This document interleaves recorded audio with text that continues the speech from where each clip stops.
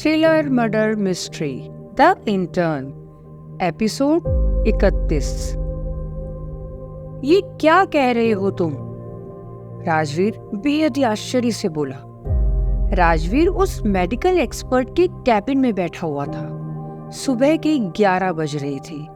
उस medical doctor ने professor Rajan Sharma के घर से आई उन 2 वाइल की शीशियों की जांच कर ली थी जो पिछली शाम को ही उसके पास आई थी। राजवीर उस डॉक्टर के लैपटॉप की स्क्रीन पर देख रहा था। सर, मैं सही कह रहा हूँ, इन दोनों दवाइयों के मिश्रण से कोई भी आदमी अपनी मौत को 10 से 11 घंटों के लिए फेक कर सकता है। उस मेडिकल एक्सपर्ट ने बिल्कुल ही भावहीन स्वर में बोला। राजवीर सोच में पड़ गया। इसका मतलब राजन शर्मा मरा ही नहीं था। उसने अपनी मौत को फेक किया ताकि वास्को आदि सभी लोगों को लगे कि वो मर गया था। परंतु उसने ऐसा क्यों किया? ये पूरा खेल क्या राजन शर्मा का ही रचा हुआ था? क्या हुआ सर? उस मेडिकल एक्सपर्ट ने राजवीर को देखा और पूछा। कुछ नहीं, तुम मुझे एक बात बताओ।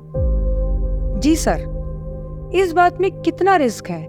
अगर इन दवाइयों को लेने से कोई आदमी सच में मर गया तो? सर, इसकी संभावना 50-50 है। कोई बहुत मजबूर ना हो तो ऐसा रिस्क नहीं लेगा। इसमें जान जाने का खतरा बहुत ज्यादा है। इसका मतलब 50% चांस है कि वो सच में भी मर जाए?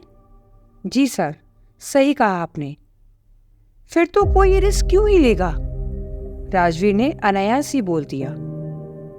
सर, ये तो मैं नहीं कह सकता। वो मेडिकल एक्सपर्ट थोड़ा असहज होते हुए बोला। राजवीर सोच में पड़ गया।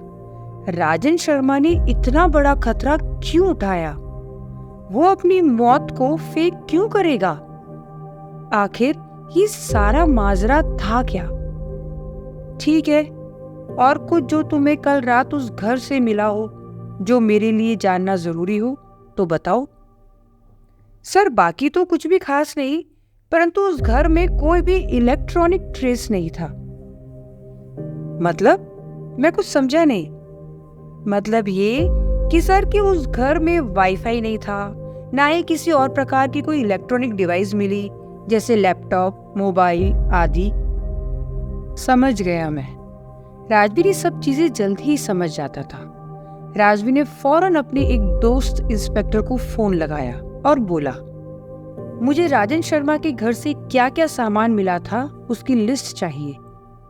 सर, हमने कोई इन्वेस्टिगेशन ही नहीं की, इसीलिए कुछ भी सीज ही नहीं किया वहां से। क्यों? क्योंकि राजन शर्मा मरा था ये सिर्फ माधव सर ने आपको ही बताया था, और आप ही तो गए थे उस हॉस्पिटल में उसकी लाश को देखने। उसके बाद हमें लगा आप ही वो इन्वेस्टिगेशन करेंगे। हमने सिर्फ राजन शर्मा का घर सीज किया था। राजवीर ने फोन काट दिया। इसका मतलब राजन शर्मा के घर पर पुलिस ने कोई पंचनामा बनाया ही नहीं। माधव सर ने इस केस को इतने हल्के में क्यों लिया? राजवीर को माधव पर शक होने लगा था। माधव ने राजवीर को लाश के बारे में बताया था, परंतु वो लाश तो अगले ही दिन गायब हो गई थी। राजवीर को कुछ भी इन्वेस्टिगेट करने का मौका ही नहीं मिला था। उसके बाद उसे अमरीक ने ही अनेकों खून करके उसको बिजी रखा था। राजवीर को किसी बहुत बड़े षड्यंत्र का पूर्वाभास हो गया था। राजन शर्मा या तो मरा नहीं था या फिर उसे मारने की कोशिश की गई, परंतु उसे बचाने के लिए किसी ने उसे वो दोनों दवाइयां दे दी ताकि उसके कातिल को लगे कि वो मर गया, परंतु वो मरा नहीं और उसे हॉस्पिटल से गायब करके बचा लिया गया। क्या माधव ने इसीलिए तो राजन शर्मा की हत्या पर ज्यादा ध्यान नहीं दिया, क्योंकि वो भी इस खेल में मिला हुआ था? राजवीर का माथा घूमे जा रहा था। ये पहली सुलझने का नाम ही नहीं ले रही थी। जितना राजवीर इसे सुलझाने की कोशिश करता, ये उतनी ही उलझती जा रही थी। क्या राजन शर्मा को बचा लिया गया? क्योंकि राजन शर्मा खुद से तो ऐसी कोई कोशिश नहीं करेगा। ये जरूर हो सकता है कि कोई उसे मारने वाला था, परंतु उसे ये दोनों ड्रग्स दे दिए गए ताकि उसके कातिल को लगे कि वो मर गया और वो उसे छोड़कर चला जाए और फिर उसे बचाया जा सके। राजवीर ने मेडिकल एक्सपर्ट्स को थैंक्स बोला और उस फॉरेंसिक लैब से निकल गया। वो अपनी पुलिस कार महिंद्रा थार में आकर बैठ गया। उसके दिमाग में अभी भी राजन शर्मा की हत्या ही चल रही थी। आखिर ये सब क्या षड्यंत्र था? कहीं श्रद्धा उसे इन्हीं सब से संबंधित कुछ बताने वाली तो नहीं थी, इसीलिए श्रद्धा की हत्या करा दी गई हो। राजवीर ने आंखें बंद कर ली।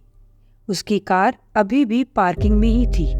वो सोचने लगा कि किन किन लोगों की हत्या अभी तक हुई है जो इस केस से संबंधित थे।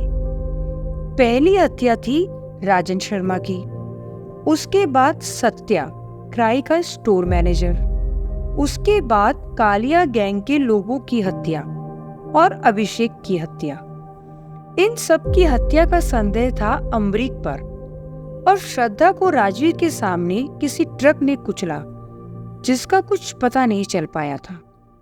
परंतु ये सब लोग वो थे जो वास्को के खिलाफ थे। वास्को को इन सब की मौत से फायदा हुआ। माधव भी अमरीक को मरवाना चाहता है। वो वास्को के साथ पूरी तरह से मिला हुआ था। ये सारा खेल शायद वास्को ही खेल रहा था, परंतु वास्को चाहता क्या था? आखिरकार क्या था ये गेम? यदि राजन शर्मा की रिसर्च पूरी हो गई थी और राजन शर्मा अपनी रिसर्च बेचना चाहता था, तो उसकी हत्या क्यों हुई? और यदि उसने अपनी खुद की मौत को फेक किया, तो क्यों? और यदि कोई उसे मारना चाहता था और उसने बचने के लिए अपनी मौत फेक की थी, तो वो है कहाँ? उसने अब तक पुलिस की मदद क्यों नहीं ली? राजवीर ने कुंवर को फोन लगाया और बोला, कुंवर, क्या किसी भी पुलिस स्टेशन में राजन शर्मा नामक किसी व्यक्ति ने कोई पुलिस प्रोटेक्शन मांगा है? राजन शर्मा? सर, वो तो मर गया है ना। कुंवर आश्चर्य से बोला, जितना बोला है उतना पता करो बस Kunwar. Okay sir. Rajveer phone काटने ही वाला था कि उसे कुछ अजीब सी आवाज आई। उसने फौरन अपने फोन की स्क्रीन को देखा। एक पल के लिए उसे लगा कि कोई ऐप अभी अभी बंद हुई। ये कौन सी ऐप थी? राजवीर को कुछ शक हो गया। इधर माधव अपनी कैबिन में बैठा था और उसने राजवीर की सभी बातें जो उसने उस मेडिकल एक्सपर्ट से की थी और फिर कुंवर से सब कुछ सुन लिया था। माधव के चेहरे पर एक कुटिल मुस्कान आ गई। रामलाल ड्राइवर ने उसके लिए बहुत बड़ा काम कर दिया था। राजवीर को शक भी नहीं हुआ और रामलाल ने राजवीर का फोन हैक करवा दिया था। माधव भी सोच में पड़ गया था, क्या ये राजन शर्मा जिंदा है? तो वो है कहाँ और क्यों छुपा हुआ था? माधव को अब अपने पत्ते अच्छे से खेलने पड़ेंगे। माधव ने तुरंत ही अपनी डेस्क के आगे वाली ड्रॉर में से एक नोकिया 2660 फ्लिप फोन निकाला। वो फोन स्मार्टफोन नहीं था, इसलिए हैक नहीं हो सकता था। उसने उस फोन से किसी को फोन लगाया। तुम फौरन ही वास्को से मिलो और डील कर लो। शायद सामने वाले ने कुछ बोलने की कोशिश की होगी, तभी माधव चिल्लाया, जो बोला है करो, और उसने फोन रख दिया। फिर माधव ने अपने ऑफिशियल फोन से राजवीर को फोन लगाया। Hello Rajveer. Yes sir. Rajveer, तुम्हें कहा था उस खूनी अमरीक को पकड़ो, क्या प्रोग्रेस है? बस सर, कुछ दिन और दीजिए। राजवीर, तुम्हारे जैसे सेलिब्रेटेड अफसर से ये उम्मीद नहीं है। तुम्हारे पास 48 घंटे हैं। माधव ने फोन काट दिया और अपनी कुटिल मुस्कान के लिए अपनी सीट पर आराम से पीछे होकर बैठ गया। राजवीर ने अपनी गाड़ी स्टार्ट की और पुलिस स्टेशन की तरफ निकल गया। वो पूरी तरह से कंफ्यूज था। उसे इस षड्यंत्र का पर्दाफाश करना था, परंतु उसे सबसे पहले उस इंटर्न अमरीक को भी पकड़ना था। वो इंटर्न कहाँ हो सकता था?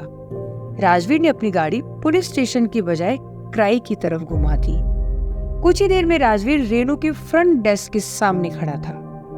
रेनू राजवीर को वहां अचानक देखकर कुछ ज्यादा ही घबरा गई थी और उसने वो ही एक गलती कर दी थी। राजवीर एक्सपर्ट इन्वेस्टिगेटर था और वो हाव भाव में छोटी से छोटी हलचल को पहचान लेता था। उससे ये नहीं छुपा कि रेनू असहज हो चुकी थी, और ये कोई सामान्य असहजता नहीं थी, अपितु जब आप कुछ झूठ बोलते हैं तब होने वाली असहजता थी। तुम कुछ छुपा रही हो, राजवीर ने तल्ख अंदाज में बोला। नहीं, कुछ भी तो नहीं, रेनू सक पकाती हुई बोली। ठीक है, फिर बताओ, वो अमरीक यहाँ आया था? नहीं सर। क्या मैं नरेश जी से और ऋतु मैडम से मिल सकता हूँ? सर, वो दोनों अभी किसी मीटिंग में हैं। राजवीर समझ गया था कि रेनू उसे वहां से जल्द रवाना कर देना चाहती है, परंतु क्यों?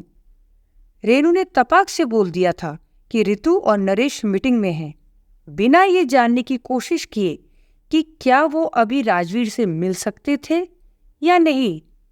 राजवीर समझ गया था कि रेनू कुछ तो छुपा रही थी। उस जैसे एक्सपर्ट ऑफिसर से ये बातें नहीं छुपती थी। ठीक है मैडम, मैं फिर कभी आता हूँ, राजवीर बोला और रेनू की टेबल पर अपनी उंगलियों से टैप करता हुआ वहां से बाहर आ गया। राजवीर ने तुरंत ही किराए की बिल्डिंग छोड़ दी और अपनी महिंद्रा थार में बैठकर अपने एक मित्र के पास चला गया जो टेलीफोन की दुकान चलाता था। उसने अपने दोस्त से एक नया फोन और टेम्पररी सिम कार्ड ले लिया। उसने फिर अपने जूनियर अफसर को फोन किया जिसने उसके लिए राजन शर्मा की डिटेल्स ढूंढी थी। राजवीर ने अपने इस नए फोन से उसे फोन किया। हेलो, मैं इंस्पेक्टर राजवीर बोल रहा हूँ। सर, ये आपका कौन सा नंबर है? वो छोड़ो, मुझे रेनू के फ़ोन नंबर की डिटेल्स चाहिए। उसका फ़ोन नंबर मैं तुम्हें व्हाट्सअप कर रहा हूँ, और हाँ, किसी और को बताने की ज़रूरत नहीं है। ठीक है सर, हो जाएगा। राजवीर ने रेनू की फ़ोन की डिटेल्स दे दी। जब तक राजवीर किराए की बिल्डिंग से अपने ऑफिस पहुंचता, उसके पास रेनू के फ़ोन की सारी डिटेल्स आ गई थी। राजवीर उन्हें देखने लगा और एक नंबर ने उसका ध्यान आकर्षित कर दिया। राजवीर के चेहरे पर मुस्कान आ गई थी। उसने आखिर ऐसा क्या देख लिया था? ये खेल अपने आखिरी पड़ाव पर था और अब अपने खूनी अंजाम पर पहुंचने को तैयार था।